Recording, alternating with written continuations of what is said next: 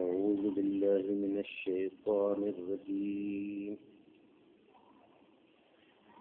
بسم الله الرحمن الرحيم طاسين تلك آيات الكتاب المبين نتلو عليك من نبي موسى وفرعون بالحق لقوم يؤمنون إن فرعون علا في الأرض وجعل أهلها شيعا يستضعف طائفة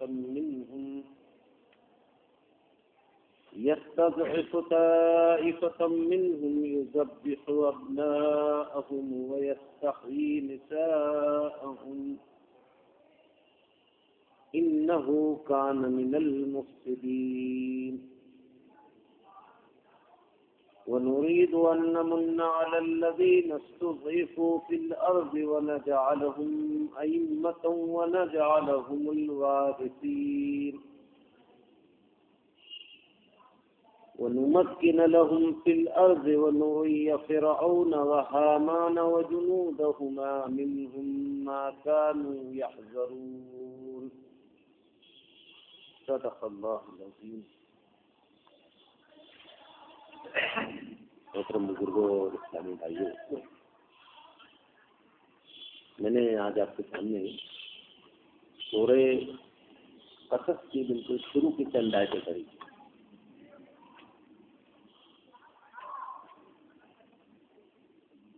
اس میں سے ایک آیت تو حروف مقطعات سے ہے مملو، اور بقیہ جو چند آیات ہیں ان کا ترجمہ اور مختصر تشریح پیش کی جا رہی ہے اور ان کو سمجھنے کی کوشش کی جا رہی ہے۔ اللہ تعالیٰ ہم لوگوں کو صحیح طور پہ سمجھنے کی توفیق عطا فرمائے۔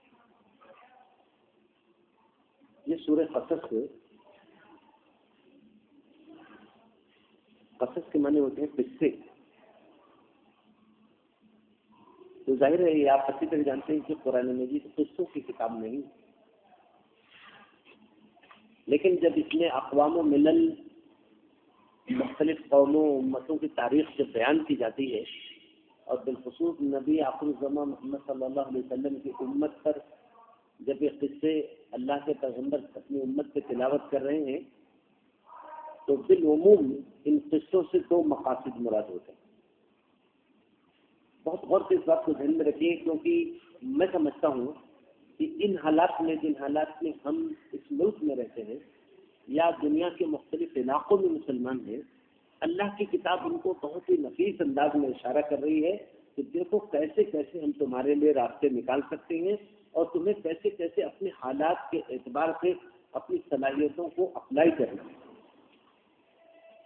تو پہلا مقصد جو ان قصوں کا ہوتا ہے وہ یہ ہوتا ہے کہ اس سے پہلے جن قوموں نے بھی اللہ کے نبیوں کو جھٹلا دیا، اللہ کی کتاب کو جھٹلا دیا، اللہ نے ان کو کس طرح سے سختی سے پکڑ لیا کہ دنیا کی تمام قوتیں اور طاقتیں ان کی بالکل مدد نہ کر سکی، اور وہ اللہ کی گرفت میں ایسے آئے کہ بالکل پس کر کے رہ گئے۔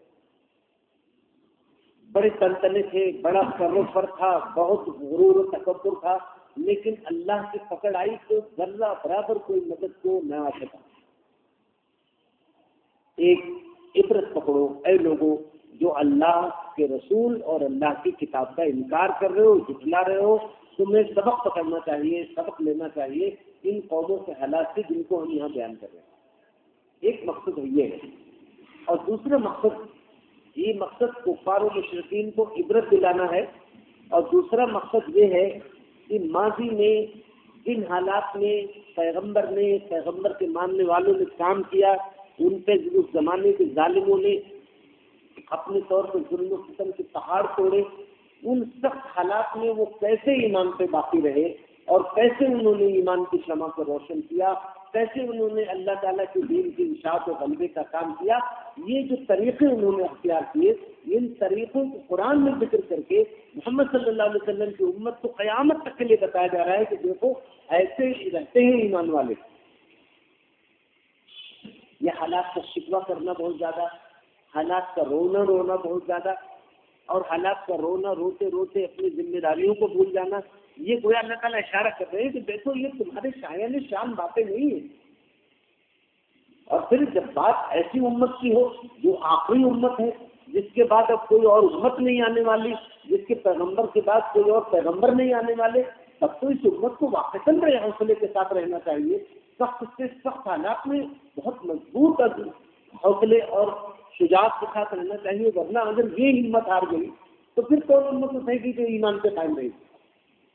تو یہ دو مقصد ہوتے ہیں قرآن مجید میں قصوں کے عموماً، ایک تو ایک نصیحت پکڑنا، عبرت حاصل کرنا پچھلی قوموں کے خطرناک انجام سے، دوسرے یہ کہ سخت سے سخت حالات میں پچھلی امتوں میں جو نیک لوگ تھے انہوں نے کیسے اپنے آپ کو ایمان سے قائم رکھا، اور آج ان کے طریقے کو ہم کیسے اپلائی کرتے ہیں۔ یہ دونوں باتیں آپ کو ذہن میں رہیں کہ جو میں نے ٹکڑا بھی آپ کے سامنے پڑھا ہے، یہاں موسیٰ علیہ السلام کا قصہ بیان ہو رہا ہے، فرعون جو بہت ظالم و جابر بادشاہ تھا اس کا قصہ بیان ہو رہا ہے، اور یہ بات بھی آپ جانتے ہیں کہ قرآن مجید میں موسیٰ علیہ السلام کا قصہ تمام نبیوں میں سب سے زیادہ تفصیل کے ساتھ بیان ہوا، سب سے زیادہ تفصیل۔ محمد صلی اللہ علیہ وسلم سے پہلے صاحب شریعت نبی وہی آئے تھے، حضرت عیسیٰ علیہ السلام بھی اللہ کے پیغمبر تھے، لیکن حضرت عیسیٰ علیہ السلام کو وہی موسوی شریعت کا آیا کرنا، اللہ تعالیٰ نے ان کو کتاب عطا فرمائی، انجیل کتاب تھی، لیکن مقصد یہی تھا کہ اس پہلے والے سبق کو یاد دلانا اور اس کی طرف لوٹنے کی تعلیم دینا، رجوع کرنا اور اس کو پکڑ کے اس کو اپنی زندگی میں اختیار کرنا، یہ تعلیم تھی۔ کیونکہ حضرت عیسیٰ علیہ السلام کا ایک جملہ خود انجیل میں نقل ہے، انہوں نے کہا کہ میں تو صرف بنی اسرائیل کی کھوئی ہوئی بھیڑوں کو دوبارہ سے اکٹھا کرنے آیا ہوں، یعنی گویا عیسیٰ علیہ السلام کا جو پیغام تھا وہ پوری دنیا کو پہنچانا اور پوری دنیا کو نشر کرنا، یہ ان کے مقصد میں بھی نہیں۔ یہاں اللہ تعالیٰ نے موسیٰ علیہ السلام کا قصہ رکھا، اور یہ مکے میں نازل ہو رہی ہے یہ سورہ۔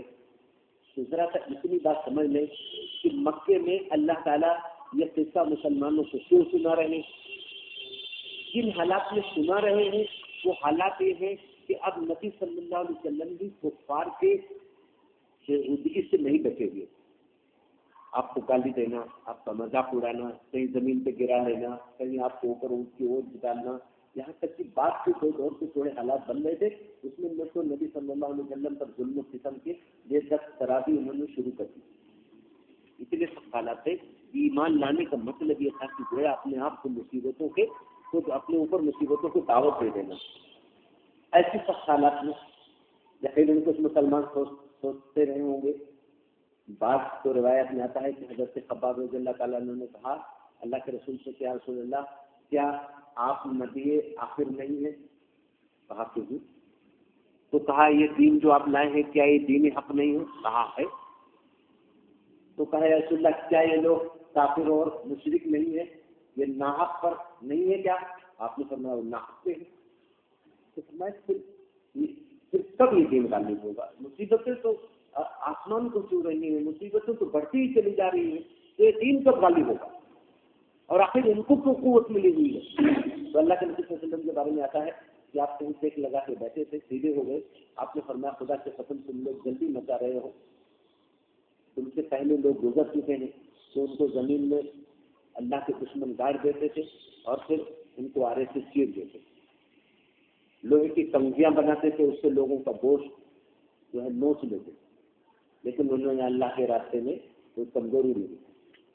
قرآن مجید میں صرف ایسا نہیں ہے کہ محمد صلی اللہ علیہ وسلم کی امت میں قربانی دی ہے، قرآن مجید میں تو یہ بھی کہا کہ وَقَائِمْ مِن نَبِيٍّ قَاتَلَ مَعَهُ رِبِّيُّونَ كَثِيرٌ، اور بہت سے نبی ایسے ہوئے ہیں جن کے ساتھ ان کے ساتھیوں نے قتال کیا، اللہ کے راستے میں جان لڑا دی، جنگ، یہ بہت سے نبیوں کے ساتھ ہوا۔ تو موسیٰ علیہ السلام کے زمانے میں موسیٰ علیہ السلام کی نبوت اور آپ کی امت میں جو ہے جنگ کی باقاعدہ دین کے لیے۔ تو یہاں جو بتایا جا رہا ہے یہ ہے کہ دیکھو یہ حالات تھے محمد صلی اللہ علیہ وسلم کی امت پر مکے کے اندر، ایسے حالات میں یہ آیتیں اتری، تو یہ آیتیں ایسے ایسے اشارے کر رہی ہے کہ مسلمان آپس میں ایک دوسرے کو مبارکباد دیں۔ یہ جو جن حالات میں آیتیں اتر رہی ہیں ایسے میں مبارکباد دینا، سکون سمجھنا، یہ بہت مضبوط ایمان کے بغیر ممکن نہیں، اس لیے کہ یہاں تو نبی بھی نہیں محفوظ تھے اور عام صحابہ کا تو حال نہیں تھا کہ کسی کو پتھر پہ لٹایا جا رہا ہے، کسی کو انگارے سے لٹایا جا رہا ہے، کسی میں پہ پتھر رکھ دیا جا رہا ہے، کسی کو دھوپ میں کھڑا کیا گیا ہے، پوری طرح سے جس طرف مکوں میں نکل جاتے تھے لوگوں کو کہیں نہ کہیں جو ہے لوگ ستا رہے تھے، ایسے حالات میں یہ آیتیں اتری۔ اشارہ ہو رہا ہے ایک مکے کے لوگوں کی طرف، لوگوں دیکھو نبی کو جھٹلا کر، نبی کو ستا کر، ایمان والوں کو ستا کر تم بھی اپنے آپ کو اسی انجام کی طرف لے جا رہے ہو جس طرف سے جو انجام فرعون کا ہوا، اور ایمان والوں کو بتایا جا رہا ہے کہ دیکھو ان کے پہلے بھی ایک نبی اور ان کے قوم گزر چکی ہے، اس کے سخت مصائب آئے تھے، بہت دردناک صورتحال پیش آ گئی تھی، لیکن اللہ تعالیٰ نے ان کے لیے راستہ نکال دیا۔ تو آج تم ان سخت حالات میں ہو، اللہ تعالیٰ تمہارے لیے بھی راستہ نکال دے گا، اور راستہ جو نکال دے گا اس کی طرف آپ تو میں بھی اشارہ کر رہا ہوں، آپ سمجھیں گے کہ اللہ تعالیٰ کن حالات سے ایمان والوں کو نکالتا ہے۔ اور آج کی دنیا میں فزیکل، یعنی جو فزیکل ورلڈ ہے دنیا کا، فزیکل جو فنومینا ہے، جو طبعی دنیا ہے، اس میں بھی میں آپ سے کر رہا ہوں کہ اس کے اندر بہت کچھ اشارات مل رہے ہیں۔ لیکن میرا ماننا ہے کہ ہم مسلمان کی دنیا میں جدوجہد تو کر رہے ہیں، لڑ بڑ رہے ہیں، کوششیں کر رہے ہیں، لیکن قرآن سے اگر واقعی قرآن سے کچھ نکال کر کے اپنی کوششوں کو اس ڈائریکشن میں رکھیں تو اللہ تعالیٰ کی مدد اور زیادہ سامنے آ گئی، اس لیے کہ قرآن کے اندر وہ کتنی رہنمائی موجود ہے۔ اللہ نے فرمایا یہاں تاہیم تلک آیات کتاب المبین، یہ کتاب مبین کی آیات، یہ کتاب مبین کی آیات ہے۔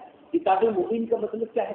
مبین کے معنی ہوتے ہیں کھلا ہوا، کھلا، یہ کھلی ہوئی کتاب کی آیتیں، ایسی کتاب جس میں کوئی ایک پیج نہیں۔ اس کتاب کا ایک یہ خوبی قرآن نے سورہ بقرہ میں بیان کی، بینات من الہدی والفرقان، اس کی ہدایت کی باتیں بالکل کھلی کھلی ہیں، 2 تو 4 کی طرح سے واضح ہیں، اور یہ آپ کو باطل میں فرق کرنے والی کتاب ہے۔ ایک انگریز میں دیکھ رہا تھا، اس میں عجیب غریب بات کی، اس نے لکھا کہ یہ تو ہو سکتا ہے کہ ایک آدمی قرآن پڑھے اور کہہ دے کہ اس کی باتیں میں نہیں مانوں گا، یہ کہہ سکتا ہے، لیکن یہ نہیں کہہ سکتا ہے کہ مجھے قرآن کی باتیں سمجھ میں نہیں آئی، یہ نہیں کہہ سکتا۔ کتنی بڑی بات ہے یہ بتا، قرآن اتنا کھلا ہوا ہے، اس کا میسج اتنا کلیئر ہے کہ دنیا میں ذرا بھی عقل رکھتا ہوا آدمی تو اس کے میسج کو یہ نہیں کہہ سکتا کہ میں نہیں سمجھ رہا ہوں کہ قرآن کیا کہہ رہا ہے۔ ہاں، ماننے سے انکار کر سکتا ہے، مان بھی سکتا ہے، نہیں بھی مان سکتا ہے، لیکن یہ نہیں کہہ سکتا دنیا میں کوئی سمجھدار آدمی کہ میں یہ نہیں سمجھ پا رہا ہوں کہ قرآن چاہتا کیا ہے۔ اسی لیے اسی کتاب مبین کا کھلی کھلی نشانیوں اور آیتوں والی کتاب ہے۔ آیات کتاب مبین، یہ کتاب مبین کی آیات ہے، یہ کتاب مبین ہے۔ اس کتاب کو جن پیغمبر پہ لایا گیا ان کو بھی ایک نام دیا اللہ تعالیٰ نے، بالکل اسی طرح کا نام دیا، ان کو کہا نذیر مبین، کھلے کھلے ڈرانے والے ہیں آپ، کھلا کھلا آگاہ کر دینے والے، کوئی بھی کسر نہیں چھوڑتے ہیں آپ خبردار کرنے میں۔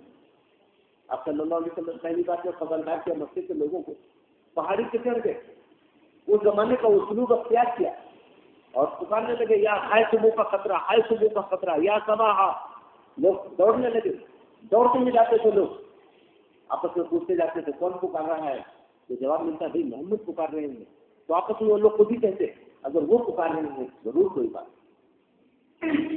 جب سب پوری بات ہی بھر گئی۔ یہ ہے آپ یہاں بہت کچھ اشارات ملتے ہیں، ایک نذیر مبین، کھلا کھلا چلانے والے کی کیا تصویر ہوتی ہے۔ آپ صلی اللہ علیہ وسلم نے لوگوں سے کہا کہ لوگوں میرے بارے میں تمہارا کیا خیال ہے؟ لوگوں نے کہا آپ ہمارے درمیان سچے کے سچے ہیں، امینی کے امین ہیں، امانت داروں کے امانت دار ہیں، کبھی جھوٹ نہیں بولے، پوری زندگی کھلی ہوئی کتاب ہے، کہیں نقطہ رکھنے کی جگہ نہیں ہے۔ آپ نے فرمایا اگر تم اس کو ایسا سمجھتے ہو تو یہ بتاؤ، اگر میں یہ خبر دوں کہ یہ پہاڑی جس پہ میں کھڑا ہوں اس کے دوسری کی طرف ایک فوج آ گئی ہے اور بہت ہی خطرناک ہے، وہ تم پہ حملہ کرنے کے لیے پر توڑ رہی ہے، کیا تم میری بات کا یقین کر لو گے؟ بات کو کیسا سمجھایا جا رہا ہے میں آپ سے کر رہا ہوں اس سے بہترین طریقہ دنیا میں نکالا نہیں جا سکتا. آپ نے فرمایا کیا میں کہوں کہ یہ فوج آ گئی ہے تم پہ حملہ کرنے کے لیے پرتول نہیں ہے تو کیا تم یقین کر لو گے؟ لوگوں نے کہا کیوں نہیں یقین کریں گے؟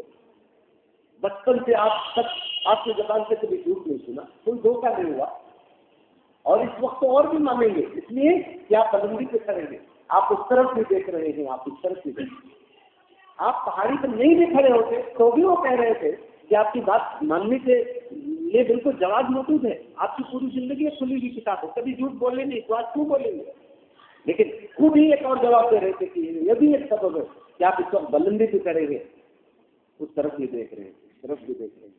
قربان جائیے محمد رسول اللہ صلی اللہ علیہ وسلم کا ایسا جواب دیا آپ نے جس سے بالکل صاف ہو جاتا ہے نقل یہ آپ چاہتے کیا تھے. آپ نے جو فرمایا لوگوں میں موت کی پہاڑی پہ کھڑا ہوں, موت کی پہاڑی پہ کھڑا ہوں, موت کے ایک پار دنیا ہے, اس پار آخرت ہے, آخرت میں جہنم منہ پھاڑے تمہیں نگلنے کے لیے دوڑی چلی آ رہی ہے.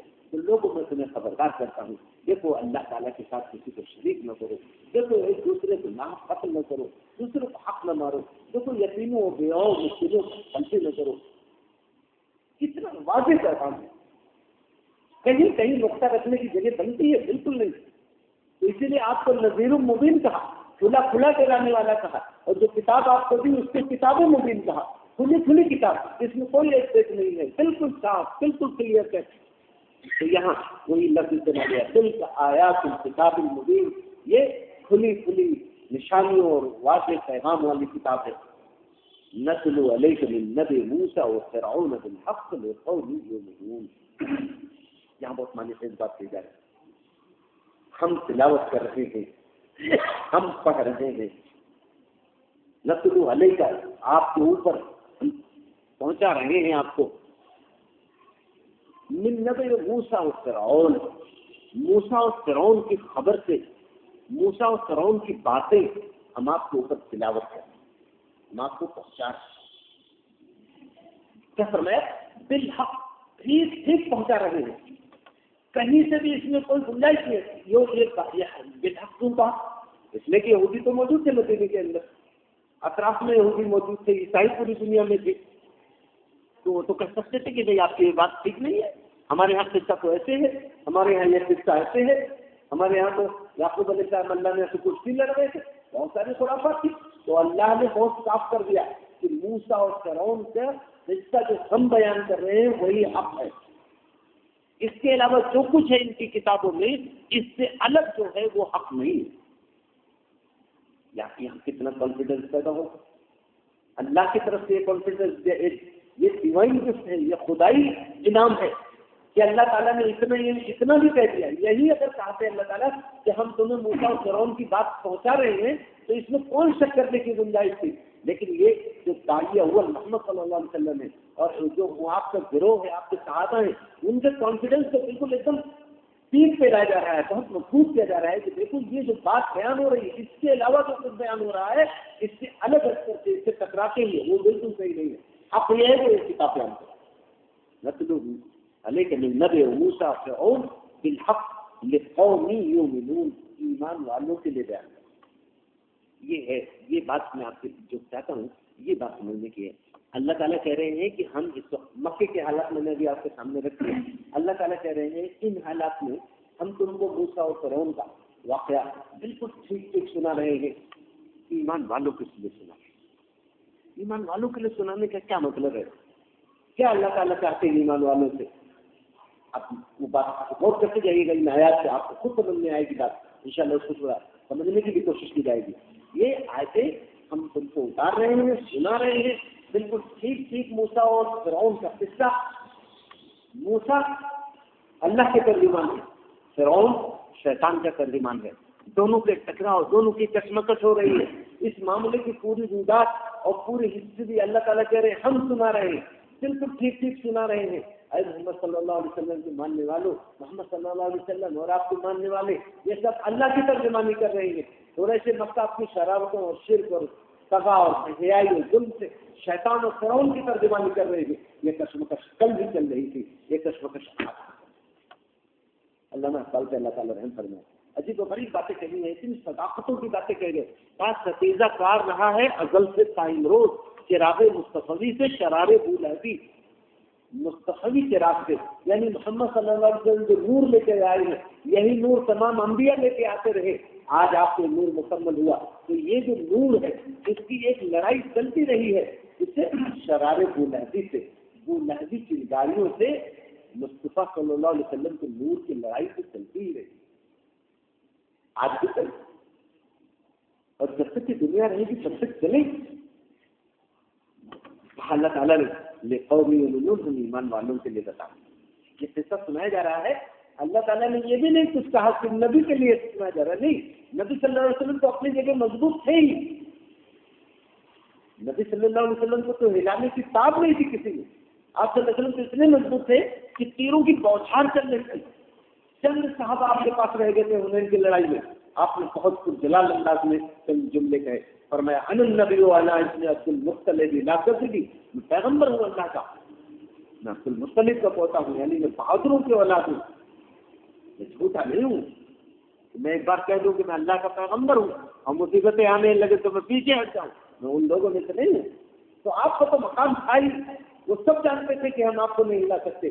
ہاں، ایمان والوں کو نرم چارہ سمجھ رہے تھے، ایمان والوں پر وہ سمجھ رہے تھے کہ ہمارا کچھ ہمارے شرارتیں کام آ سکتی ہے، وہ کچھ رنگ لا سکتی ہے۔ تو اللہ تعالیٰ نے فرمایا آج موسیٰ اور فرعون کا پورا قصہ ٹھیک ٹھیک بیان کیا جا رہا ہے محمد صلی اللہ علیہ وسلم آپ کے اوپر، اور آپ کے ذریعے اس امت کو سنایا جا رہا ہے۔ ایمان والے اس سے نصیحت ہے، اس سے حوصلہ پکڑے۔ ان فرعون علا فی الارض، فرعون کو زمین میں علو نے بلندی، فرعون کو زمین میں بلندی ملی تھی، طاقت ملی تھی، دوسری قوموں کے فائق تھا وہ۔ ان فرعون علا فی الارض، فرعون کو زمین میں بلندی مل گئی تھی۔ وجعل اہلھا شیعا، اس نے وہاں کے باشندوں کو ٹکڑے ٹکڑے بانٹ دیا تھا۔ میں اپنے جو کچھ مجھ سے تھوڑا فہم ملا ہے اللہ کی کتاب کا اور دین کا اور تاریخ کا، میں سمجھتا ہوں کہ مصر میں جو فرعونی نظام تھا اس کے بعد سب سے زیادہ منظم انداز میں جس علاقے میں فرعونی نظام قائم تھا وہ ہندوستان تھا اس زمانے میں۔ اس کے بعد وہ جعل اہلھا شیعا، اور اس نے وہاں کے لوگوں کو ٹکڑے ٹکڑے میں بانٹ دیا تھا۔ یہ اشراف ہیں، یہ عرابل ہیں، یہ جو ہے چھوٹ شودر ہیں، یہ اشوٹ شودر ہیں، یہ کہاں ہے نظام؟ ہمارے ملک میں مذہب بنا کر کے رکھا گیا تاکہ کوئی اس سے بغاوت بھی کرنے کی ہمت نہ کر سکے۔ تو اللہ نے فرمایا اب ہمارے ملک میں ہم جو لوگ مسلمان بچے ہیں ہمیں کتنا لطیف بیچارہ ہو رہا ہے کہ آج جو تمہارے سامنے جو قوم ہے اسی طرح کے ظلم اور زیادتی کرنے والے، بہت ہی شرارت کرنے والے لوگ ماضی میں بھی گزر چکے ہیں۔ مکے کے لوگوں کو تو آج سے 1500 سال پہلے بتایا جا رہا تھا، آج موسیٰ علیہ السلام کا زمانہ گزرے ہوئے اچھا خاصا وقت ہو گیا، 3500 سال کے آس پاس ہو گئے۔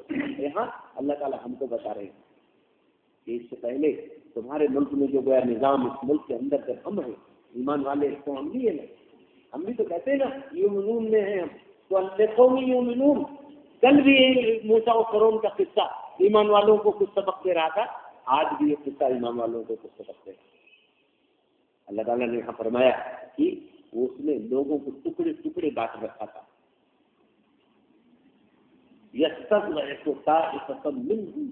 ان میں سے ایک گروہ کو اتنا کمزور کر دیا تھا، اتنا کمزور کر دیا تھا، عزت کی ہو اپنا ان کے بیٹوں کو ذبح کرتا تھا، وہ یستحیی نساءہم، اور ان کی عورتوں کو زندہ۔ یہ ہے اللہ تعالیٰ نے فرمایا کہ مکے میں جو لوگ مسلمان تھے، مظلوم تھے، اللہ کے رسول صلی اللہ علیہ وسلم کے ساتھ تھے اور مصیبتوں سے دوچار تھے ایمان کی وجہ سے، اللہ نے فرمایا کہ ایمان والے دیکھو کچھ ایسا نہیں ہے کہ آج تم پر ہی ایک ایمان کی وجہ سے مصیبت آ رہی ہے، پریشانی آ رہی ہے، تم بھی اس میں فتن کا شکار ہو۔ ماضی میں بہت سی ایسی قومیں رہی ہیں، بہت سے ایسے دور گزرے ہیں جب لوگوں نے ایمان کا دعویٰ کیا تو شیاطین نے اور شیاطین کے ایجنٹوں نے ان پر ظلم و ستم پھاڑ دو۔ ابھی تمہارے پیغمبر سے پہلے جو شرعی اور اصولی حیثیت کے اور شریعت لے کر کے آئے وہ پیغمبر موسیٰ علیہ السلام، ذرا دیکھو کہ وہ جب تشریف لائے تو کیا صورتحال کرنی ہوئی تھی۔ فرعون نے وہاں کے لوگوں کو تقسیم کر رکھا تھا، ایک گروہ کو دوسرے گروہ سے بالکل الگ، کسی کو تھوڑا اپنے قریب کیا، کسی کو تھوڑا دور، کسی کو تھوڑا دور۔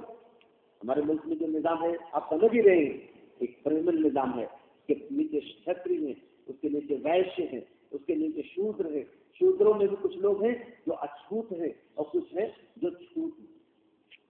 جو چھو لیں تو آج اوپر والے ناپاک نہیں ہوں گے، لیکن کچھ ایسے بھی جو چھو لیں تو یہ اوپر والے درجات کے لوگ ناپاک ہو جائیں گے۔ تو یہ اس ملک کے اندر اللہ نے فرمایا کہ جعل اہلها شیعا یستضعف طائفة منهم، ان میں سے ایک گروہ کو اتنا کمزور کر رکھا تھا، یذبح ابناءهم، ان کے بیٹوں کو ذبح کرتا تھا، ویستحیی نساءهم، اور ان کی عورتوں کو زندہ رکھتا تھا۔ اس کو اگر آپ تفاسیر میں پڑھیں گے ایسے سادہ انداز میں گزر جائیں گے تو اس کا ایک مطلب یہ ہے کہ فرعون نے موسیٰ علیہ السلام کی قوم کو غلام بنا رکھا تھا، ان کو بہت ظلم کرتا تھا، ان کو بہت کمزور کر دیا تھا، ان کے حوصلے بالکل ٹوٹ گئے تھے، اور ان کے تمام بیٹوں کو، نوجوانوں کو قتل کرا دیتا تھا۔ کوئی بھی بچہ پیدا ہونے والا ہوتا تھا اس کو ذبح کرا دیتا تھا، اور لڑکیاں اگر پیدا ہوتی تھی تو ان کو رہنے دیتا تھا۔ اب کسی قوم میں نوجوان نہ ہو، کسی قوم میں زیادہ اور جیوت قسم کے افراد نہ رہ جائیں، وہاں عورتیں ہی عورتوں کو، تو پھر وہ عورتوں کو کتنی دیر تک اپنے پاس قابو میں رکھیں گے، کتنی دیر تک اپنے پاس رکھیں گے؟ پھر اگر بوڑھے اور ادھیڑ لوگ اگر کچھ بچ بھی گئے، جو نہیں جو قتل کیے گئے، نہیں مارے گئے، تو جب ان کے سامنے ان کی لڑکیاں، ان کی بچیاں دوسروں کے گھروں میں جا کے مزدوری کریں گی، دوسروں کے گھروں میں جا کر کے وہاں غلامی کریں گی، تو پھر جب اور پھر ان کی عزت و وقار پر کوئی بھی حفاظت نہیں رہ جائے گی۔ ان کے سامنے جب یہ صورتحال ہوگی تو یہ ادھیڑ بھی کسی دیر تک حوصلے کے ساتھ زندہ رہے گی۔ بات سے نہیں ہے کہ موسیٰ علیہ السلام کے قوم کے لوگ اتنے کمزور ہو گئے تھے کہ آپ بہت غریبی آ گئی تھی اور دوسروں کے یہاں مزدوری کرنے سے بات نہیں، بلکہ ان کا جو مانوی وجود تھا، جو ان کا سیلف ریسپیکٹ تھا، جو ان کی ڈگنیٹی اور گریما اور وقار تھا، وہ سب ختم ہوا، اور اس کی حفاظت کے لیے ہے نہیں۔ تو یہ اشارہ آپ سمجھ کر اس تاریخ کو، اپنی تاریخ کو رسول اللہ صلی اللہ علیہ وسلم کے بعد آپ دیکھیں گے بہت سارے علاقوں میں ہوا۔ ابھی میں آپ کو اشارہ کر دوں، قریب کا مشکل 10-15 سال ہو رہے ہیں، کون نہیں جانتا ہے بوسنیا کی صورتحال جانتے ہیں آپ؟ بوسنیا جب خلافت قائم کی 1924 تک، تو خلافت کا ایک صوبہ تھا بوسنیا، کم لوگوں کو معلوم ہے۔ بوسنیا میں جب خلافت کے زوال کے فوراً بعد تک وہاں ایک مفتی اعظم ہوا کرتے تھے، وہ عہدہ تو ابھی تک قائم ہے، لیکن 65 لاکھ پوری آبادی کی۔ ابھی جب وہاں یوگوسلاویہ ٹوٹا تو 5 لاکھ لوگوں کو شہید کر دیا۔ 65 لاکھ کی آبادی میں 5 لاکھ لوگ شہید ہو رہے ہیں، اتنی بڑی بات ہے یہ۔ اس زمانے میں جب جمہوریت کے راز علاقے ہیں، لوگ انسانی حقوق کی باتیں کی جاتی ہیں، اور 30,000 عورتوں کی آبرو لوٹ گئی، 30,000 خواتین میں رپورٹ کیا باقاعدہ کہ ہماری عزتیں لوٹ گئی اور ہمارے پیٹوں میں دوسروں کے بچے پل گئے۔ مفتی اعظم بوسنیا سے انہوں نے فتویٰ لینے کی کوشش کی کہ آپ حکم لیں کہ ہم ان بچوں کو قتل کر دیں یا ان کو ختم کر دیں۔ انہوں نے کہا کہ اس کی کوئی ضرورت نہیں ہے، ان کو پل جانے دو اور ان کو مسلمان بنا۔ صرف بات کر رہا ہوں، حالات یہ ہوتے ہیں جب جن نوجوانوں نے دیکھا ہوگا اپنی بہنوں کو، اپنی ماؤں کو، اپنے عزیز رشتے دار خواتین کو کہ ان کی عزتیں لٹ چکی ہیں، اور ایک بوجھ جو ہے احساس کمتری اور احساس ذوق کا لیے پھر رہی ہو، ان کے دلوں کو کیا جذبات بنے ہوں گے؟ تھوڑی دیر کے لیے بنی اسرائیل کے قوم کو یاد کیجیے کہ جس کے بیٹے ذبح کر دیے جاتے تھے اور جس کی خواتین کو بھلا اللہ تعالیٰ نے بیان کیا۔ میں آپ کو کر رہا ہوں، اللہ تعالیٰ نہ بیان کرتے تو کون یہ بات کہہ سکتا تھا؟ اللہ تعالیٰ ہی اصل کے چیز جانتے ہیں۔ اللہ نے فرمایا کہ ان کی بیٹی کو ذبح کر دیتا تھا اور ان کی بیٹیوں کو زندہ رکھتا تھا۔ فرمایا انہ کان من المفسدین، وہ بہت زیادہ فساد برپا کرنے والوں میں، بہت زیادہ فساد برپا کیا فرعون نے زمین کے اوپر۔ ایک تو دوسری جگہ سورہ نازعات میں ہے کہ اس نے کہا کہ انا ربکم الاعلی، میں تمہارا سب سے بڑا رب ہوں، جو تقریباً صورتحال ابراہیم علیہ السلام کو پیش آئی تھی کہ ان کے زمانے کے بادشاہ نے جو خدائی کا دعویٰ کیا تھا، موسیٰ علیہ السلام کو بھی فرعون سے اس بات کا پیش آیا، اس نے کہا میں تمہارے سب سے بڑا رب ہوں۔ یہاں اللہ تعالیٰ نے کہا انہ کان من المفسدین، یعنی کہ وہ بھی بہت بڑے مفسدوں میں سے تھا، فساد برپا کرنے والوں میں سے تھا، مفسدین میں سے تھا۔ یعنی مطلب یہی ایک اکیلا مفسد نہیں ہے فساد برپا کرنے والا، تاریخ میں اس طرح کے بڑے مفسد گزرے، مطلب he was among the مفسدین، وہ مفسدوں میں سے ایک تھا، گویا بہت بڑا مفسد تھا. اس سے پہلے نمرود گزر چکا تھا، عاد و ثمود کے لوگ اس سے پہلے گزر چکے تھے. تو گویا اللہ تعالیٰ نے فرمایا کہ یہ بہت بڑا فساد برپا کرنے والا ہے. فرمایا یہ تو صورت حال ہے. یہ کچھ اللہ تعالیٰ نے بنی اسرائیل کے بارے میں بیان کر دیا. اس کے بعد اب اللہ تعالیٰ نے اپنے فیصلے کا اشارہ کیا. جتنی مظلومیت میں تھے بنی اسرائیل کے لوگ، مجھے آپ بتائیے اتنی مظلومیت میں اس وقت پوری دنیا کے اندر بہت کم علاقے ہوں گے جہاں مسلمان، بہت کم علاقہ. حالانکہ آپ اپنے ملک میں بھی اس طرح کے مناظر دیکھ سکتے ہیں. 2003 میں 2 میں جو واقعات گجرات وغیرہ میں ہوئے، وہاں بھی اس طرح کے واقعات.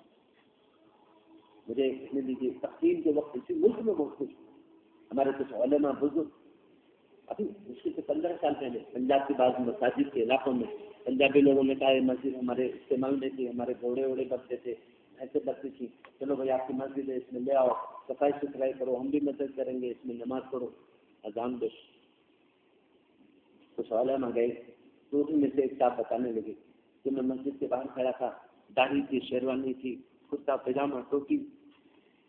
ایک عورت پہنچی، باہر عورت بڑی خوبصورت تھی، پوری ہو رہی تھی، برتن مانج رہی تھی مسجد کے سامنے، گھر کے سامنے. اچانک ایک دم لپکی اور آ کر کے میرا پاؤں تھام دیا، خود کہنے لگی میں آپ کی بہن. تقسیم کے وقت میں 12-13 سال کی تھی، یہ لوگ مجھ سے پکڑ لائے، مجھے اپنے گھر پہ رکھ، میرے پاس اب کچھ نہیں. بولنا بتا کھڑے رہنے کی ہمت نہیں رہ پائی. ایسا لگا خطرات ہو گئی فارم اٹھائے، ایسا لگا کہ میں گر پڑوں گا. یہ صورتحال بہت نازک ہوتی ہے. معاف کریے گا، اس کا ادراک کھولنا چاہیے ہمیں کہیں، لیکن کوئی قوم اتنی کمزور بن لی جائے کہ اس کے نوجوان، اس کے ہینڈ، اس کا فیوچر جو لوگ بن سکتے ہیں ان کو ختم کر دیا جائے اور ان کو ایسی پوزیشن میں لا دیا جائے کہ کل وہ اپنی عزت و وقار کو لوٹتے اور پٹتے دیکھیں تو کچھ کر سکنے کی پوزیشن ملے. اللہ تعالیٰ نے فرمایا یہ ہے، یہ آج یہ بات تو ہمیں یہ آیت ہم پڑھ رہے ہیں تو ہمیں کیا دنیا میں اور اپنے ملک کے اور اطراف کے حالات کیا ہمیں نہیں سمجھ میں آ رہے تھے. یہ قرآن پڑھیں گے تو ایسے سمجھ میں آئے گا. میرے اللہ نے فرمایا کہ وہ یہ اتنی بات تھی. اب اللہ تعالیٰ نے اپنی بات کہی، وہ نوری دو اور ہم نے فیصلہ کیا. ابھی تک تو یہ تھا، فرعون کا یہ فیصلہ تھا، اس کا یہ عمل تھا، بنی اسرائیل کی یہ مظلومیت تھی. اللہ نے فرمایا نوری دو، ہم نے ارادہ کیا ان نمن علی الذین استضعفوا فی الارض، کہ جو لوگ زمین میں کمزور بنا لیے گئے ہیں ان پر میں احسان کروں. جو لوگ اس درجے پہ پہنچ چکے ہیں اللہ تعالیٰ فرماتے ہیں ہم نے ارادہ کر لیا ان لوگوں پر احسان کرنے کا جو زمین میں اس درجے کمزور بنا لیے گئے تھے، اس انٹینسٹی کے آ چکے تھے، اتنی گری ہوئی صورتحال بن چکی تھی ان کی. ہم نے ان پر احسان کرنے کا ارادہ کیا. وَنَجْعَلُهُمْ أَئِمَّةً، اور ان کو دنیا کا امام بنانے کا ارادہ. اللہ، میں نے ابھی آپ کو ایک بات کہی ہے، اس کو بات ذہن میں رکھیے گا. یہ آیتیں مکے کے اندر کہی جا رہی ہیں، آیتیں مکے میں اتر رہی ہیں، مسلمان پٹ رہے ہیں، بلال کو گھسیٹا جا رہا ہے، خباب کو چٹائی دے کے دھواں دیا جا رہا ہے، لبینہ کو کوڑوں سے پیٹا جا رہا ہے. یہ سب ہو رہا ہے، مسلمان پٹ رہے ہیں، رسول دیکھ رہے ہیں، خود بھی اپنی حفاظت نہیں کر سکتے ہیں اس وقت. ایسے حالات میں اللہ فرما رہے ہیں کہ شروع دل چھوٹا کرنے کی ضرورت نہیں ہے مکے کے لوگوں، مسلمانوں. اس سے پہلے تمہاری قوم گزر چکی ہے، اتنی کمزور صورتحال میں چلی گئی تھی کہ اس کے بیٹے ذبح کر دیے جاتے تھے، اس کی بیٹیاں رکھ لی جاتی تھی. اس کے بعد کوئی عزت و توفیق کا مقام لے جایا جاتا ہے، لیکن ہم نے فیصلہ کر لیا کہ اسی قوم پر ہم احسان کریں گے. نريد ان نمن على الذين استضعفوا في الارض، ہم نے فیصلہ کیا کہ اسی قوم پر اب احسان کریں گے، اس سے اپنا فضل کریں گے. ونجعلهم ائمہ، اور اسی قوم کو امام بنائیں. اللہ، اشارہ کیا ہو رہا ہے کہ آج بلال، آج خباب، آج جو لوگ پٹ رہے ہیں رسول اللہ صلی اللہ علیہ وسلم کے ساتھیوں میں، کل تم دیکھو گے کہ دنیا کے امام ہو گئے. جیسے بلال ایک سال کلوٹے حبشی غلام تھے، حضرت ابوبکر نے انہیں خرید کر کے آزاد کر دیا. امیہ بن خلف مارتے مارتے تھک جاتا تھا، تب اٹھتا تھا. لیکن یہ بلال جب اللہ کا پیغمبر محمد صلی اللہ علیہ وسلم تو ایمان لائے اور جب بعد میں اسلام کو فتح مل گئی اور مکہ تو آپ نے پاک کر دیا ظالموں سے، کعبے میں بتوں سے نکال دیا، بتوں کی گندگی سے کعبے کو پاک کیا، بلال آئے، کل تک رہتے تھے رسول اللہ صلی اللہ علیہ وسلم بھی تھے مکے میں، خانے کعبہ کے قریب نہیں جا سکتے تھے، چھو نہیں سکتے تھے اس کو، دلت نہیں، اتی دلت تھے اس زمانے کے، لیکن اللہ کو فیصلہ کرنے کسی کو عزت دے دے گا۔ تو قریش کے بڑے بڑے سردار جو زندہ تھے ان کی آنکھوں کے سامنے یہ واقعہ ہوا کہ بلال آئے، کہا اللہ کے رسول میں اسی کعبے کی چھت پہ چڑھ کر کے آج اذان کہنے چاہتا ہوں۔ نبی پاک صلی اللہ علیہ وسلم مسکرا پڑے، کچھ بولنے دے، صحابہ نے سمجھا آپ مسکرا رہے ہیں اس کا مطلب آپ کی رضامندی ہے، کہا کہ آج اللہ تھوڑا سا توقف کیجیے، ہم سیڑھی لے آتے ہیں، چھت ذرا اونچی ہے، بلال سیڑھی سے چڑھ جاتے، اب آپ بولے، اب آپ بولے اور وہ بولے یہ تاریخ میں کوئی بول نہیں سکتا۔ آپ نے فرمایا سیڑھی کی کیا ضرورت ہے، میں تو موجود ہوں۔ پھر آپ دیوار سے لگ کے کھڑے ہو گئے، بلال نے ایک پاؤں یہاں رکھا، دوسرا شانے افدل پہ رکھا اور چڑھ گئے چھت پر اور اپنے خاص انداز سے پکارنے لگے اللہ اکبر۔ میں آپ کو اتنا بتا دوں بلال کے ساتھ ایسی دیوانگی کے ساتھ اذان دینے والے کوئی رہا نہیں۔ تاریخ میں آتا ہے جب اشہد ان محمد رسول اللہ کہتے تھے تو کان سے انگلی نکال لیتے تھے اور اللہ کے نبی کہنے مسجد میں بیٹھے رہتے کہتے اشہد ان محمد رسول اللہ۔ اللہ کے نبی دیکھتے تو آپ نے اس دیوانگی اس عبارت سے کی کر، جب آپ پہن میں نہیں ہوتے حجروں کی طرف اشارہ کرتے اشہد ان محمد رسول اللہ، میں گواہی دیتا ہوں کہ حجرے میں محمد رسول اللہ صلی اللہ علیہ وسلم ہے اور وہ اللہ کے رسول، اتنی دیوان۔ آج فی الحال چڑھ گئے چھت پر، خاص انداز میں پکارنا شروع کیا تو مکے کے بڑے بڑے سردار چلانے لگے، کہنے لگے محمد اچھا ہوا عقبہ مر گیا، اچھا ہوا شیبہ مر گیا، اچھا ہوا ابو جہل مر گیا، ورنہ بلال اس کافی کی تھا آج تو ملا دیتا ہوں کسی قیامت کرتا ہو جاتی۔ حضرت عمر کا زمانہ آ گیا بعد میں، آپ سمجھ لیجیے حضرت عمر کے زمانے میں دنیا میں کوئی قوت نہیں بچی تھی جو مسلمانوں کے خلاف سے کھڑے ہو کر کے آنکھوں میں آنکھیں ملا کے بات کر سکے، ایسا کوئی حکمراں بچا نہیں تھا۔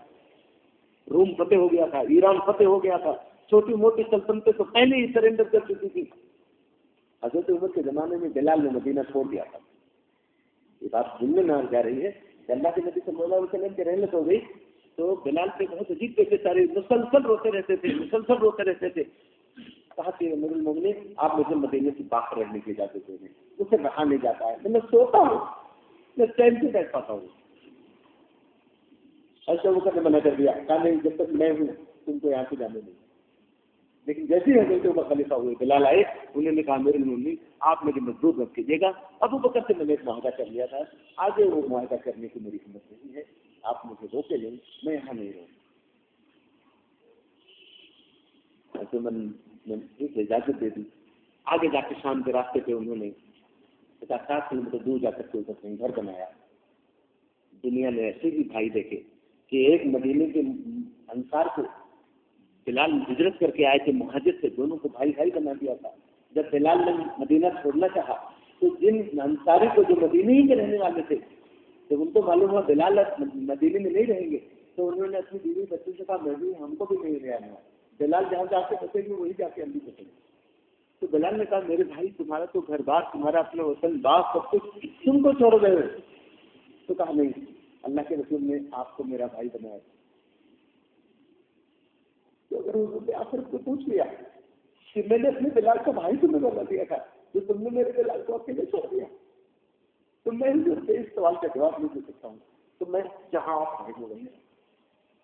کسی موقع پر حضرت بلال رضی اللہ عنہ مدینے آئے، حضرت عمر کو معلوم ہوا کہ بلال مدینے آ رہے ہیں تو 300 لوگوں کے ساتھ قریب حضرت بلال کا استقبال کرنے گئے۔ تو ملے تو وہ جملہ کہا جو انسانی تاریخ میں شاید اس سے پہلے کبھی بولا نہیں گیا ہوگا، انہوں نے کہا اہلا وسہلا یا سیدنا بلال، اے ہمارے سردار بلال آپ کا خیر مقدم۔ تو کالا گلوتا غلام جسے لوگ زمین کے گرا کے مارتے رہتے تھے جب تک اس کا خون لہو لہان نہیں ہو جاتا تھا، اس کا جسم پورا تب تک چھوڑتے نہیں تھے۔ آج اس کو کیا توقیر مل رہی تھی، محمد رسول اللہ صلی اللہ علیہ وسلم کے جانشین حضرت عمر کہہ رہے تھے یا سیدنا بلال، اے ہمارے سردار بلال۔ جو توفیق یہ ہوتی ہے اللہ تعالیٰ دیتے ہیں توفیق. اللہ نے جو ہے اشارہ کر دیا کہ آج ہی بلال جن کو تم دیکھ رہے ہو کل پوری دنیا کے سب سے طاقتور جو شخص ہوگا وہ بلال کو اپنا سردار تھے. حضرت بلال آ گئے تھے, کسی نے بتایا حضرت عمر رضی اللہ عنہ دفتر میں تھے, کچھ کام دیکھ رہے تھے, بڑے بڑے سرداران مختلف قبائل کے آ کے بیٹھے تھے, سب کا نمبر لگا ہوا تھا, پہلے آپ جائیں گے پھر آپ جائیں گے پھر آپ جائیں گے. اتنے میں حاضر نے آ کے کہا میری ممی بلال آ گئے. حضرت عمر نکلے اتنے دستے سے, سیدھے ایک دم گئے اور بلال کا ہاتھ پکڑا اور نام کا کیا اور سیدھے ہاتھ پکڑ کر لے کے اندر چلے گئے. تو بعد میں جو لوگ بیٹھے تھے کہا انہوں نے آپس میں پوچھ کیا, انہوں نے کہا کہ بھائی ہم تو بہت دیر سے انتظار کر رہے ہیں, ہمیں باریابی کے شخص نہیں ملا. بلال آئے بھی کیا, ابھی یہی پتا چلا تھا کہ آ رہے ہو. حضرت ممی نے لپک کے ان کو ویلکم کر کے اندر لے کے چلے گئے. حضرت عمر نے کہیں بحث سن لی ان لوگوں کی اور باہر آ گئے. سنو خبردار بلال کی ہم صرف کرنے کی کوشش نہیں کرنا, تم بلال کے مرتبے کو نہیں سن سکتے. میرے پاس وقت نہیں ہے اتنا, آپ کو میں کہہ دوں اللہ کے نبی نے فرمایا جنت میں سب سے پہلے میں جاؤں گا اور میری سواری کو لگام پکڑے پکڑے بلال. کیا کوئی مذہب کوئی دعویٰ کر سکتا ہے اسلام کے مقابلے میں؟ اللہ نے فرمایا کہ ہم نے ارادہ کر لیا ان لوگوں پر اپنے فضل کرنے کا جن کو زمین میں کمزور بنا دیا, یعنی بنی اسرائیل کے لوگ, موسیٰ علیہ السلام کے قوم کے لوگ, ان کو ہم نے دنیا کا امام بنانے کا ارادہ کر دیا. ایک ایک لفظ اگر آپ دیکھیں گے تو رسول اللہ صلی اللہ علیہ وسلم کی امت جو اس وقت مکے میں تھی ایمان کی وجہ سے ظلم و ستم کا شکار تھی, سب کو اشارہ ہو رہا ہے کل تمہیں سے کوئی گورنر بنے گا, کوئی خلیفہ بنے گا, کسی کا نام سنتے روم کے بادشاہ کو سرسری تاری ہو جائے گی. آج تو بہت کچھ نہیں ہے بچے کے اندر. محمد صلی اللہ علیہ وسلم اے میرے حبیب اور میرے حبیب کے ساتھیوں گھبراؤ نہیں, ہم تم سے فضل کرنے والے, ہم ایسے ہی فضل کیا کرتے ہیں اور جب ارادہ کر لیتے ہیں تو دنیا کو کوئی دوسری خدائی کے دعوت کرنے والا ہمارے ارادوں میں رکاوٹ نہیں بنتا. میں آپ کرو ذاتی کا ان آیات کو جب میں پڑھتا ہوں میں سوچتا ہوں کہ اللہ تعالیٰ آپ اپنی قدرت سے کیسے تعارف کراتے ہیں اپنی کتاب کے اندر. فرمایا وہ نجعلہم ائمہ, ہم ان کو امام بنائیں گے, وہ نجعلہم الوارثین. اللہ کے کلام اتنا بلیغ, ہم ان کو وارث بنانے والے ہیں.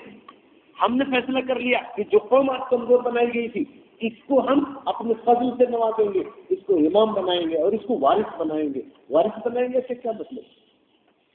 وارث بنائیں گے بہت عجیب بڑی جملہ ہی ہے. ایک مطلب اس کا یہ ہے کہ جنت میں ان کو وارث بنائیں گے, فردوس کا وارث بنائیں گے. لیکن امام تو دنیا میں بنانے کا وعدہ کر رہا ہے نا, آخرت کی تو بات ہو نہیں رہی. دنیا میں ہم امام بنانے والے ہیں کسی مظلوم قوم کو, تو وراثت بھی نہیں دینے والے. تو پھر اس کا دو مطلب پھر بیان کیا مفسرین نے, نیک لوگوں کے وارث بنیں گے, نبیوں کے وارث, ان کے پیغام کے وارث. جیسے ہمارے یہاں اللہ کے نبی نے فرمایا سنت میں العلماء ورثۃ الانبیاء, علماء انبیاء کے وارث. اور یہ بھی کہہ دیا انبیاء کی وراثت سونے چاندی کی چیزیں نہیں ہوا کرتی ہے. اللہ کا تقوی, دین کی سمجھ, شریعت کا علم, یہ سب نبی کو کلیئر بھی کر دیا. اللہ کے پیغمبر حضرت محمد صلی اللہ علیہ وسلم اور صحابہ آپ کو سچی وارث. لیکن یہاں ایک اور مطلب بیان ہو رہا ہے کہ آج یہ فرعون جس لاؤ لشکر کے ساتھ, جن مینس اینڈ ویز اور سنسادنوں کے ساتھ اہل ایمان کو ظلم کر رہا ہے, یہ باغات, یہ کھیتیاں, یہ محل, یہ فوج پکڑ کے سامان, جن لوگوں پر آج یہ ظلم کر رہا ہے, عنقریب اس کے پورے حکومت اور طاقت کے سارے کے وارث یہی مظلوم ہونے والے. اللہ کتنی عجیب بات کہی گئی. اور میں نجعلہم ائمہ ونجعلہم الوارثین, ہم ان کو امام بنانے والے ہیں اور ان کو وارث بنانے والے.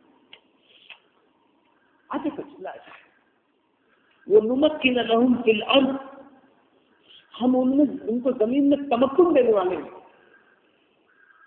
زمین میں ان کو بالادستی دینے والے ہیں. نمکن کا مطلب ہوتا ہے کہ ایسا تمکن, ایسی بالادستی کہ اب جو یہ قوم چاہے گی وہ ہوگا دنیا میں, جو یہ قوم چاہے گی وہ ہوگا دنیا میں. موسیٰ علیہ السلام کے قوم کی بھی تفصیل موجود ہے, لیکن یہ وعدہ تو ایک تاریخ بیان کی جا رہی ہے اور مکے کے لوگوں کو وعدہ ہو رہا ہے، اشارہ ہو رہا ہے کہ تمہیں ہم دینے والے ہیں سب. تو ایسا تمکن دیا اللہ تعالیٰ نے کہ مسلمانوں کے حکم پہ دریا چلنے لگے اور ٹھہرنے لگے. یہ سب آتا تھا. ایک واقعہ آپ نے سنا ہوگا، پیغمبر سے ملا تھا کہ موسیٰ علیہ السلام کو نکلنا تھا فرعون سے بچنے کے لیے، تو دریا میں راستے بن گئے.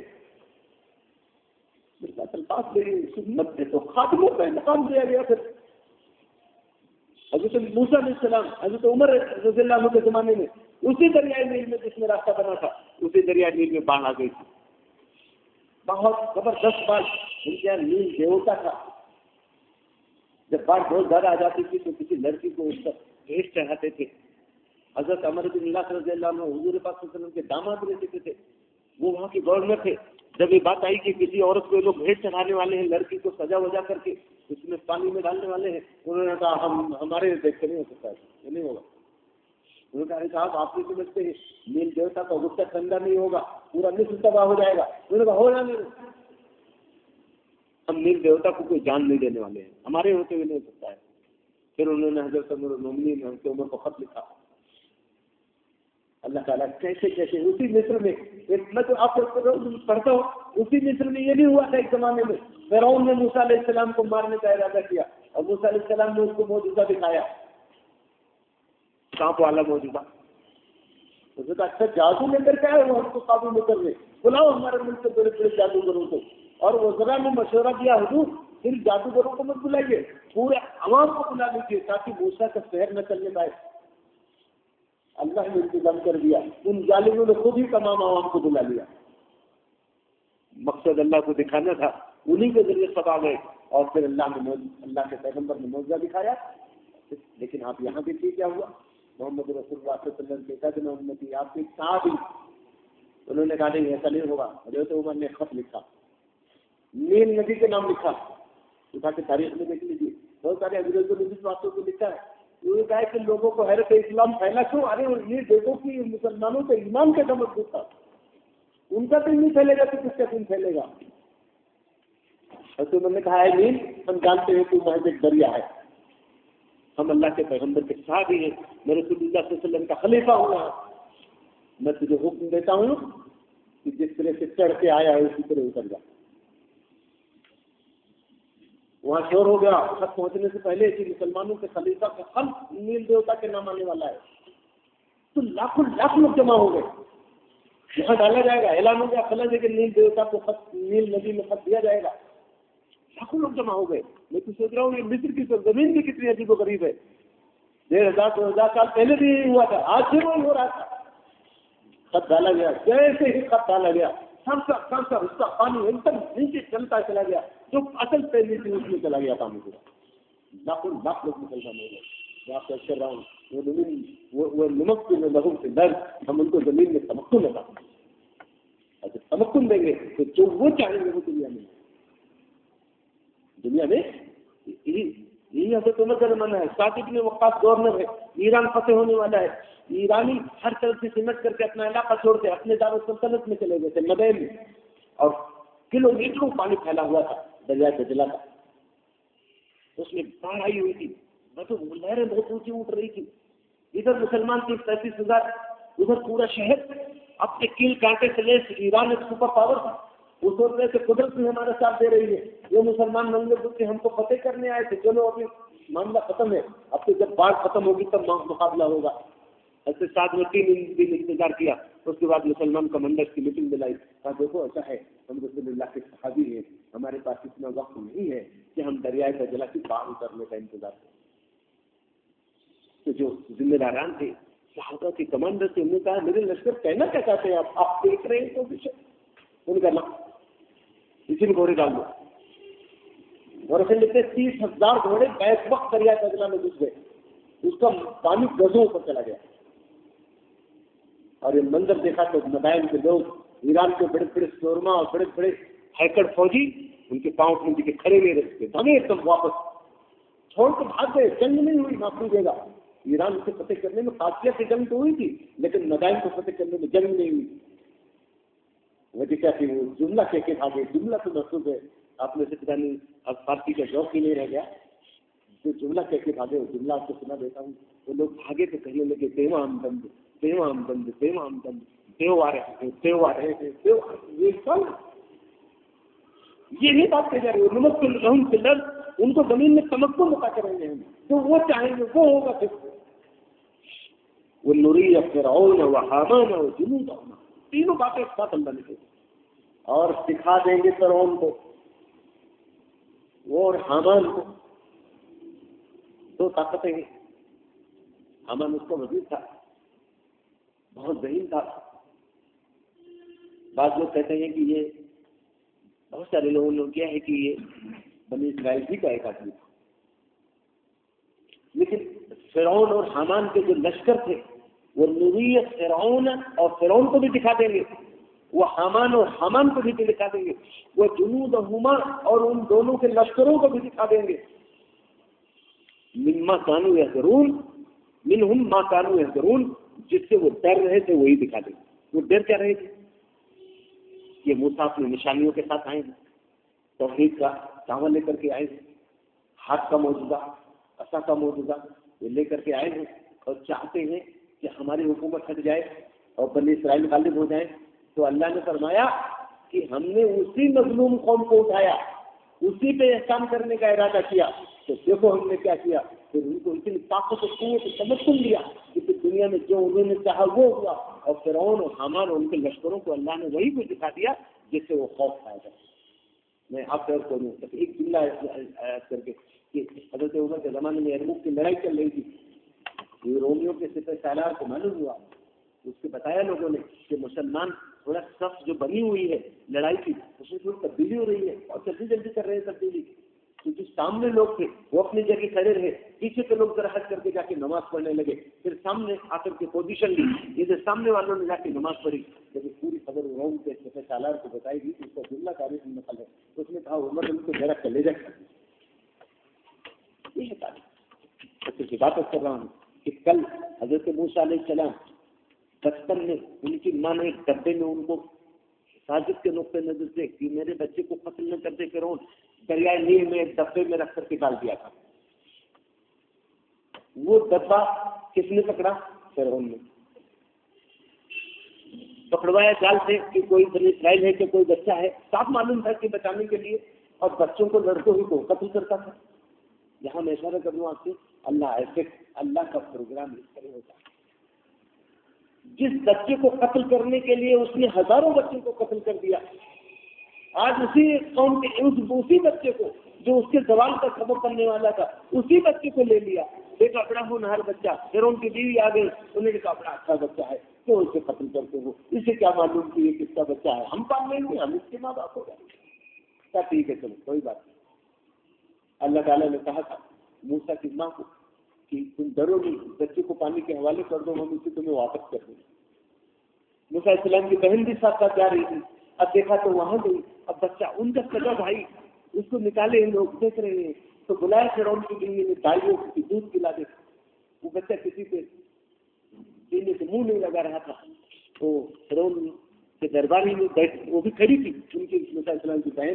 انہوں نے کہا میں بتاؤں ایک دائی بہت اچھی ہے، یہ بچہ ان کا دودھ ضرور پیلے گا، وہ بہت اچھی دائی ہے، بلا لاؤ. گئی اپنی امی کو بلا کے جیسے ہی گود میں آئے دودھ پینے لگے. اللہ نے بتایا ہم احسان کرنے والے. اتنی بڑی حکومت کہاں گئی اس کی جینیت سے، کہاں گئی اس کے مین سے نویش اور اس کے دشمنی کے تمام کیل کاٹے. اللہ نے تو فیصلہ کر دیا کہ وہ اسی شخص کو پالنے پہ آ گئے. اب حکومت کے خرچ پہ پل رہے ہیں، حکومت کے خرچ پہ پل رہے ہیں.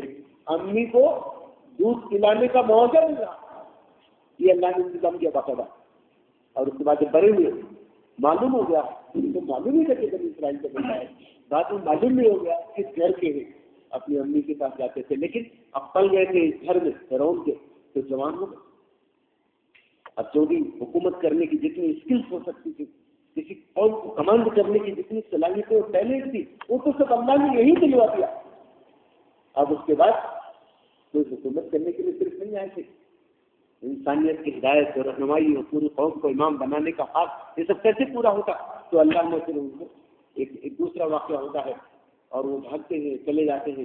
مدائن ایک جگہ ہے وہاں پہنچتے ہیں، حضرت شعیب کی تربیت ملتی ہے، اور اس کے بعد پھر وہاں سے واپس آتے ہیں، پیغمبری ملتی ہے، پھر اسی فرعون کے پاس آ جاتے ہیں، کہتے ہیں جو میں لایا ہوں اس کو ایمان لے آؤ، تم کو لوگ کے لیے گمراہی میں اسی سارے اب ہمیں تو تم گمراہ کرنے سے لے آئے، ہمارے یہاں پلے اور پڑھے کا دیکھو، ہم اس وقت کوئی بات غلط نہیں کہہ سکتے تھے، لیکن اب جو کہہ رہے ہیں وہ بالکل سچ کہہ رہے ہیں۔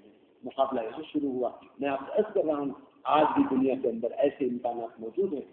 کل اگر موسیٰ علیہ السلام اللہ کے پروگرام کے تحت اب اللہ کے دشمن کے گھر میں رہ کر کے اس کی ساری صلاحیتوں اور سنسادنوں کا استعمال کر کے ایک یوگ اور ایک لائق ایک مضبوط فرد بن سکتے ہیں، تو اگر آج بھی آپ کو موقع ملے تو ایمان اور اخلاق اور اللہ اور رسول سے جڑے ہوئے رہ کر کے کسی بھی کافرانہ ملک میں رہ کر کے آپ صلاحیت حاصل کر سکتے ہیں، ایمان پہ قائم رہ سکتے ہیں۔ یہ باتیں جس کی طرف میں نے بالکل شروع میں اشارہ کیا تھا کہ اللہ تعالیٰ نے جتنی گنجائشیں ہو سکتی تھی اور سب پیغمبروں کے ذریعے اشارہ کر دیا، اس کا امکان ہے کہ آپ کے پاس بہت سی صلاحیتیں نہ ہو تو آپ جو لوگ اللہ کے دشمن ہیں انہی کے یہاں تربیت کر کے اور ان کو صلاحیتیں لے لیں، لیکن اپنے دین کو کھوٹا کر کے نہیں، اسلام کو کھوٹا کر کے نہیں، اور پھر انہی کے زوال یعنی اسلام کے غلبے اور ان کے زوال کفر کے زوال کے لیے اس صلاحیت کو استعمال کریں۔ یہ کام تو تاریخ میں ہو چکا ہے، موسیٰ علیہ السلام کے ذریعے ہو چکا ہے۔ میرے بھائیوں اور بزرگوں، میں نے آیت اس لیے پڑھی ہے کہ آج کے جو حالات ہیں، چاہے ملک کے ہوں، چاہے پورے عالم کے ہوں، چاہے بڑے بڑے شیاطین جو دنیا کے اندر ممالک کی شکل میں چاہیے ان کے ہوں، مسلمانوں کو مایوس ہونے کی ضرورت ہے۔ اللہ کی مدد آئے گی تو معاف کیجیے گا انہیں دنیا میں میرے مسلمانوں سے آئے گی، اللہ کے پیغمبر کی دعائیں قبول ہوگی تو ان کے حق میں ہوگی، لیکن ہم اللہ کے حقوق کو ثابت کریں، اللہ کے بندے کو ثابت کریں، پھر وہ تو کبھی خاموشی میں رہتے ہیں۔ میں نے تو کل پچھلی حاضری میں کہا تھا کہ اللہ تعالیٰ تو اپنے بنائے ہوئے قوانین تک کو توڑ دیتے ہیں کہ بندہ ان کا ایسا ہو جاتا ہے۔ ابراہیم علیہ السلام کو کیسا توڑ دیا تھا، آج کے معاملے میں کیسا توڑ دیا، آگ جلاتی ہے، آگ بسن کر دیتی ہے، آگ کا کام ٹھنڈوں کو سلامتی کرنا تھوڑی ہے، لیکن اپنے بندے پر اللہ نے ایسا کرم فرمایا۔ تو میں آپ کو اتنی بات کروں گا، یہ آیات آپ کو بھی موقع ملے تو خود بھی پڑھ لیں، اس کو کسی تفسیر کی مدد سے پڑھ لیں، آپ کو یہ لگے گا کہ اللہ تعالیٰ ہمیں اشارہ کر رہے ہیں کہ دیکھو ایمان سے قائم رہو، تم سے پہلے بھی لوگوں نے قربانیاں دی ہیں، بڑے سخت حالات سے لوگ گزرے ہیں، لیکن گویا ہے کہ اب مکی کے لوگوں کو مخاطب کیا گیا، آج ان کو مخاطب کیا جا رہا ہے کہ مسلمانوں جہاں کہیں نہیں رہو، ایمان اور اسلام کو چھوٹا نہ کرنا، اللہ سے جڑے رہنا، اللہ تمہاری عزت کی توفیق کے راستے کہیں نہ کہیں نکالے۔ اللہ سے دعا کرنی چاہیے، پروردگار ہم تیرے کمزور بندے ہیں، اے اللہ دین میں بھی کمزوری ہے، اخلاق میں بھی کمزوری ہے، لیکن اے اللہ ہے ہم تیرے نام لیوا۔ مجھے کبھی کی بات آغا حشر کی یاد آتی ہے، عجیب و غریب بات کہی ہے بعض انہوں نے، اور مجھے میرے بچپن میں تو وہ دعا لوگ مسجدوں میں پڑھا کرتے تھے، تن حافظات کے سامنے بات آئی ہوئی تھی، لوگ پڑھتے تھے، آہ جاتی ہے فلک پر رحم لانے کے لیے، بادلوں ہٹ جاؤ دے دو راہ جانے کے لیے، اے دعا ہاں عرض کر عرش الہی تھام دے، اے خدا اب پھیر دے رخ کر دشے ایام کے، سلے تھی کل دن سے اب وہ برسرے پیکار ہیں، وقت اور تقدیر دونوں در پہ آزار ہیں، ڈھونڈتے ہیں اب مداوا سوزشے غم کے لیے، کر رہے ہیں زخم دل فریاد مرہم کے لیے، رحم کر اپنے نائم کرم کو بھول جا، ہم تجھے بھولے ہیں لیکن تو نہ ہم کو بھول جا، خوار ہیں بدکار ہیں ڈوبے ہوئے ذلت میں ہیں، کچھ بھی ہیں لیکن کرے محبوب کی امت میں ہے، اب پرستوں کی اگر کہ تو نے دل جوئی نہیں، تانا دیں گے جس کے مسلم کا خدا کو۔ میں خود کر رہا ہوں، ہمیں بھی اللہ تعالیٰ سے دعا کرنی چاہیے، اور باقی دعا کرنا یہ بھی ایک بڑا کام ہے، کاش کہ ہمیں دعا کرنا ہی آ جائے، اللہ تعالیٰ سے ہمیں دعا کرنی چاہیے۔ اللہم صلی علی محمد وعلی آل محمد کما صلیت علی ابراہیم وعلی آل ابراہیم انک حمید مجید، اللہم بارک علی محمد وعلی آل محمد کما بارکت علی ابراہیم وعلی آل ابراہیم انک حمید مجید۔